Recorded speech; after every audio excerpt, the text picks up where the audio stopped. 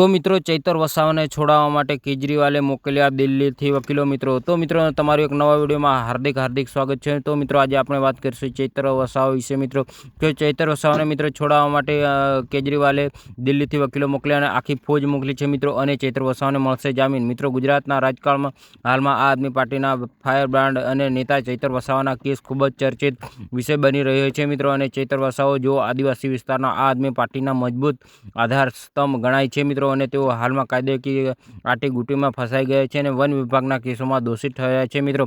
હવે તેમના રાજકીય ભવિષ્ય અને ધારાસભ્ય પદ સામે જોખમ ઊભું થઈ રહ્યું છે મિત્રો. આ પરિસ્થિતિએ તેમના સમક્ષ પક્ષ દ્વારા તેમને મુશ્કેલીઓને બહાર લાવવા માટે વકીલોની ફોજ બોલાવવામાં આવી છે મિત્રો દિલ્હીથી. અને મિત્રો વ્યાપક માસ્ટર પ્લાન અમલ મૂકવામાં આવ્યો છે મિત્રો. અવકાશની કાયદેકીય લડાઈ લડવા માટે એક અત્યંત મજબૂત કાયદેકીય ટીમ તૈયાર કરવામાં આવી છે મિત્રો. અને સૂત્રોના જણાવ્યા અનુસાર આખા ટીમની કુલ 8 વકીલોનો સમાવેશ થાય છે મિત્રો, જેમાં દિલ્હીના 2 દજીગર વકીલો આ ટીમને કરી રહ્યા છે મિત્રો. અને જેઓ અગાઉ દેશના અનેક મહત્વના અને મોટા કેસો લડી ચૂક્યા છે. તેમની સાથે ગુજરાતના 6 ટોપ મોસ્ટર વકીલોનો સમાવેશ કરવામાં આવ્યો છે. અને 8 વકીલોની ટીમનું મુખ્ય લક્ષણ આગામી સોમવાર કે મંગળવાર સુધીમાં ગુજરાત હાઈકોર્ટમાં સ્ટે મૂકશે મિત્રો. અને ચૈતર વસાવાને કાયદાકીય રાહત આપવા માટેનો એક કાયદો છે મોચીના સાથે સાદ. આમ આદમી પાર્ટીના રાજકીય સ્તર સરકાર પર દબાણ વધારવા માટે 3 તબક્કાની રણનીતિ ઘડી છે. આ કાર્યક્રમને અંગે 26 જૂનના રોજ તમામ જિલ્લાઓમાં રેલીઓ યોજાઈ હતી. સમર્થન દર્શાવવામાં આવ્યું હતું કે ત્યારબાદ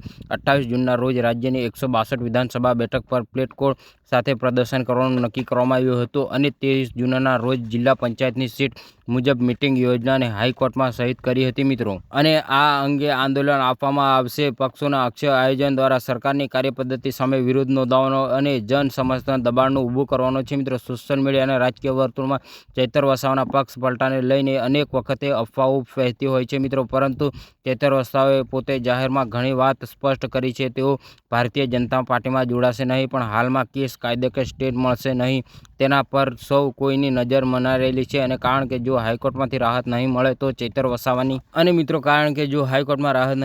ચૈતર વસાવાના વ્યક્તિગત રાજકીય અને સપના સાથેની આદિવાસી વિસ્તારોમાં આમ આદમી પાર્ટીના અસ્તિત્વ માટે તેમનો પડકારો ઊભો થઈ શકે છે. અને હવે જાણવાનું રહેશે કે 8 વકીલોની ટીમ અને પક્ષનો માસ્ટર પ્લાન ચૈતર વસાવાના કાયદેકીય મુશ્કેલીઓમાંથી કેટલા અંશો બચાવી શકે છે. અને હવે જોવાનું એ રહ્યું છે કે મિત્રો કાનૂની દલીલો કઈ રીતે કોર્ટના નિર્ણય પ્રભાવિત કરે છે, અને શું ચૈતર વસાવા ટૂંક સમયમાં જેલમાંથી બહાર આવીને ફરીથી જનસેવા કામોના સક્રિય થઈ શકે છે. અને મિત્રો ચૈતર વસાવાને જલ્દમાં જલ્દ જામીન મળી જાય અને તેઓ અને વકીલો તેમનો કેસ લડીને જલ્દ બહાર ચૈતર વસાવાને બહાર કાઢે, અને જેથી તેઓ જનસેવાના કામોની અંદર ફરીથી એકવાર ચર્ચાની અંદર અને કામોમાં સક્રિય બની રહે. અને મિત્રો તમે આ બાબતે શું કહેવા માંગો છો? શું ચૈતર વસાવાને જામીન મળવા જોઈએ, હા કે ના? મિત્રો કોમેન્ટની અંદર જરૂરથી લખી દીજો. અને મિત્રો જેમ બને તેમ આ વિડીયો વધુમાં વધુ શેર કરો, દેખાડો મિત્રો, જેથી તેમના બધાને ખબર પડે મિત્રો. અને તમે શું કહેવા માંગો છો કોમેન્ટની અંદર જરૂરથી જણાવજો. અને મિત્રો વિડીયો ગમ્યો હોય તો લાઈક, કોમેન્ટ, શેર અને ચેનલને સબસ્ક્રાઈબ કરી દીજો મિત્રો. મળીએ એક નવા અપડેટમાં સાથે મિત્રો. જય હિન્દ, જય ભારત.